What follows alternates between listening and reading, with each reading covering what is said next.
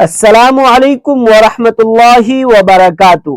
میری پیاری بہنوں، آج کی بات ذرا غور سے سنیے گا، کیونکہ ہو سکتا ہے کہ آپ میں سے بہت سی میری بہنیں انجانے میں ایسی غلطی کر رہی ہوں جس کا احساس انہیں آج تک نہ ہوا ہو۔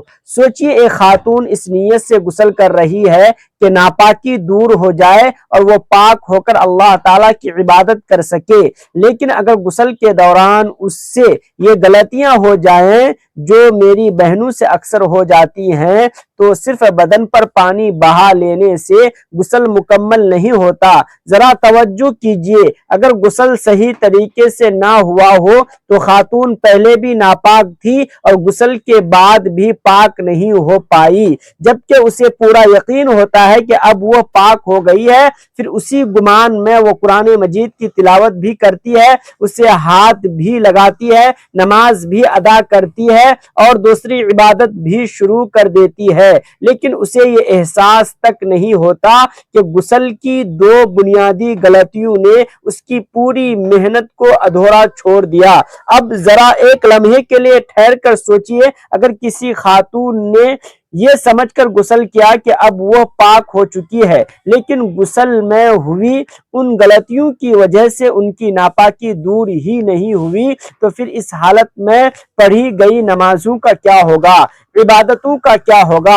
ایک بات ہے جس پر ہر مسلمان خاتون کو اور میری پیاری ماؤں کو، بہنوں کو غور کرنا چاہیے۔ میری پیاری بہنوں، اب دل میں یہ سوال ضرور پیدا ہو رہا ہوگا کہ آخر وہ غلطیاں کون سی ہیں جو انجانے میں بہت سی پیاری بہنیں کر بیٹھتی ہیں اور جن کی وجہ سے غسل مکمل نہیں ہوتا۔ اس لیے آپ سے دل سے گزارش ہے کہ اس بیان کو آخر تک ضرور سنیے گا۔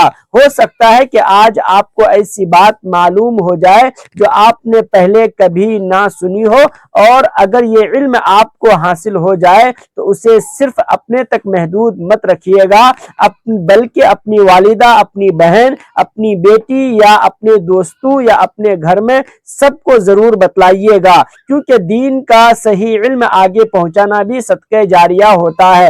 میری پیاری بہنوں، صرف ان دو غلطیوں کو جان لینا ہی کافی نہیں ہوگا، بلکہ یہ معلوم ہونا چاہیے کہ شریعت کے مطابق غسل کا صحیح اور مکمل بہترین طریقہ کیا ہے، تاکہ ہماری طہارت بھی مکمل ہو جائے اور ہماری ہر عبادت بھی اللہ تعالیٰ کی بارگاہ میں صحیح طور پر ادا ہو جائے۔ میری بہنوں، اب سوال یہ ہے کہ آخر غسل کا صحیح طریقہ کیا ہے تاکہ انسان صرف نہا ہی نہ لے بلکہ شریعت کے مطابق مکمل طور پر پاک بھی ہو جائے۔ سب سے پہلے اور سب سے اہم بات، جب غسل کا ارادہ کریں تو اپنے دونوں ہاتھوں کو کلائیوں تک اچھی طرح دھو لیں۔ اس کے بعد اگر بدن کے کسی حصہ پر گندگی لگی ہو تو سب سے پہلے اسے اچھی طرح صاف کر لیں، کیونکہ جب گندگی دور نہیں ہوگی تو غسل کی شروعات ہی صحیح انداز سے نہیں مانی جائے گی۔ اس کے بعد وضو کیجئے جو آپ نماز کے لیے کرتے ہیں، ٹھیک ویسے ہی وضو کیجئے، لیکن میری بہنوں، صرف وضو کر لینا ہی کافی نہیں ہوتا، اس لیے غسل کی پہلی کچھ فرضیں بھی ہوتی ہیں جن کا پورا ہونا بے حد ضروری ہوتا ہے۔ اگر ان میں سے کوئی ایک بھی چھوٹ جائے تو غسل مکمل نہیں مانا جاتا۔ اب غسل کا سب سے اہم حصہ توجہ کے ساتھ سمجھیے گا، کیونکہ یہی وجہ ہے جہاں اکثر انجانے میں ایسی غلطی ہو جاتی ہے جس کی وجہ سے پورا غسل ادھورا رہ جاتا ہے۔ غسل کے دوران سب سے پہلے کلی کرنا ضروری ہوتا ہے تاکہ پانی منہ کے اندر ہر اس حصے تک پہنچ جائے جہاں پہنچنا چاہیے۔ اس کے بعد ناک میں اس طرح پانی چڑھانا ہوتا ہے کہ وہ ناک کی نرم ہڈی تک پہنچ جائے۔ یہ ایک سنت عمل نہیں بلکہ غسل کی دوسری ضرورت ہوتی ہے۔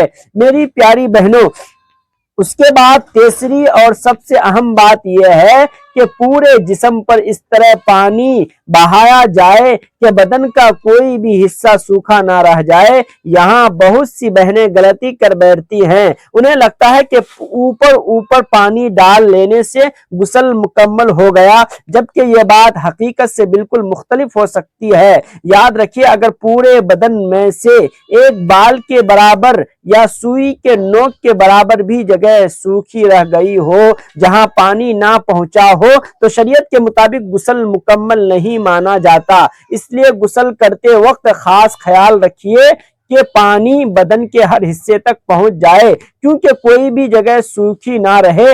یہی وجہ ہے کہ صرف زیادہ دیر تک پانی میں رہ لینا یا بار بار صابن کا استعمال کر لینا ہی کافی نہیں ہوتا۔ اصل بات یہ ہے کہ غسل شریعت کے بتائے ہوئے طریقے سے ہی مکمل کیا جائے، اور اسی سلسلے میں ابھی ایک بے حد اہم بات باقی ہے جسے ہر مسلمان بہنوں کو جاننا بہت زیادہ ضروری ہے۔ اب آتے ہیں اس پہلی غلطی کی طرف جو آج کے دور میں بہت سی بہنیں انجانے میں کر بیٹھتی ہیں۔ ہو سکتا ہے کہ آپ بھی یہ غلطی کر رہی ہوں اور آپ کو اس کا احساس بھی نہ ہو۔ آج کل بہنیں ایسے واٹر پروف اسکرین استعمال کرتے ہیں جو صرف خوبصورتی کے لیے بنائے جاتے ہیں، غسل کے وقت ایک اہم مسئلہ پیدا کر دیتے ہیں۔ مثال کے طور پر کوئی بھی واٹر پروف میک اپ کی خاصیت یہ ہوتی ہے کہ یہ جسم کے یا چہرے پر ایک ایسی باریک تہ لگا دیتے ہیں جس کے اوپر تو پانی بہہ جاتا ہے لیکن نچلی جلد پر پانی نہیں پہنچ پاتا۔ ذرا غور کیجئے کہ آپ نے خود بھی کئی بار دیکھا ہوگا کہ وضو یا غسل کے بعد کچھ water proof make up, lipstick, لائز، mascara اپنی جگہ ویسے ہی موجود رہتے ہیں۔ اسے صرف پانی سے نہیں ہٹایا جاتا بلکہ الگ سے صاف کرنا ہی پڑتا ہے۔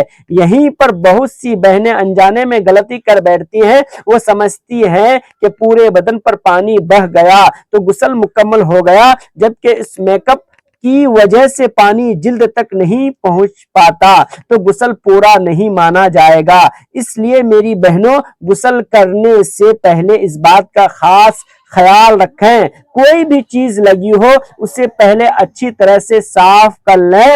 اور اب دوسری غلطی کی طرف آتے ہیں جو آج کے دور میں پہلی غلطی سے بھی زیادہ عام ہوتی جا رہی ہے۔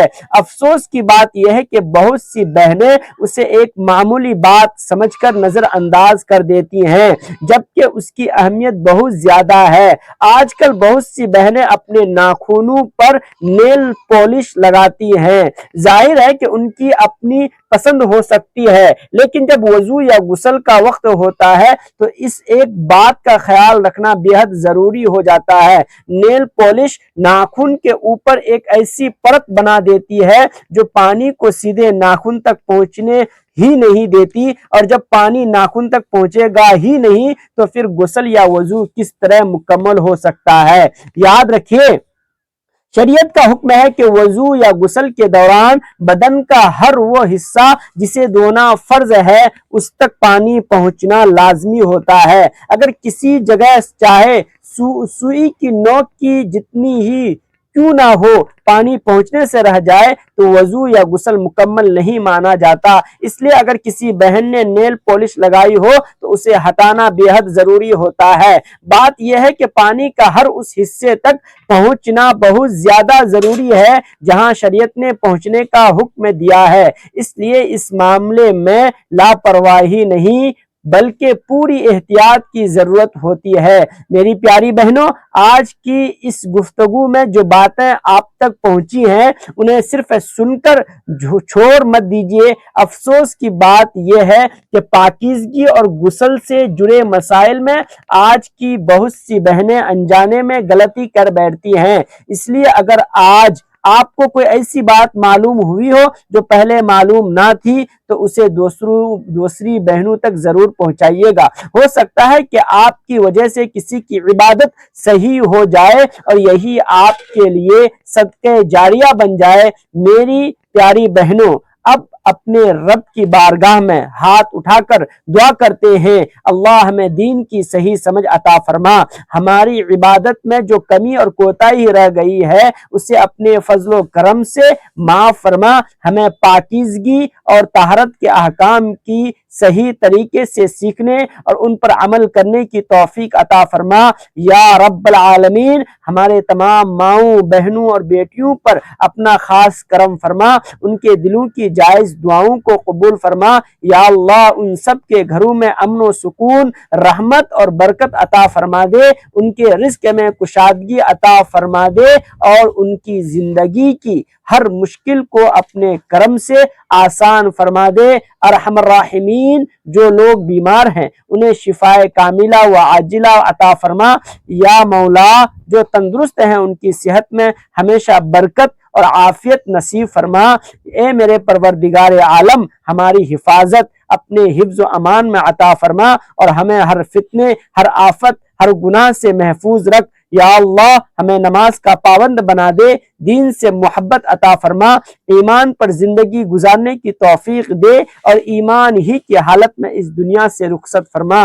اے میرے پیارے اللہ، ہمارے دلوں کو نور ایمان سے روشن فرما اور ہمیں ہمیشہ سیدھے راستے پر قائم رکھ۔ میری پیاری بہنوں، اگر آپ کو یہ معلومات آپ کے لیے مفید ثابت ہوئی ہو تو اسے دوسری مسلمان بہنوں تک ضرور پہنچائیے گا، ہو سکتا ہے کہ آپ کی وجہ سے کسی کی نماز درست ہو جائے، کسی کا غسل صحیح ہو جائے اور کسی کی عبادت اللہ کی بارگاہ میں قبولیت کا ذریعہ بن جائے۔ اگر آپ چاہتی ہیں کہ دین اسلام سے جڑی ایسی ہی آسان، بھروسے مند اور دل کو چھو لینے والی باتیں آپ تک مسلسل پہنچتی رہے تو اس ویڈیو کو لازمی لائک کیجیے گا اور ویڈیو کو زیادہ سے زیادہ شیئر کیجیے گا اور ہمارے چینل دینی تعلیم ٹی وی کو سبسکرائب کیجیے گا۔ جزاک اللہ خیر۔ السلام علیکم ورحمۃ اللہ وبرکاتہ۔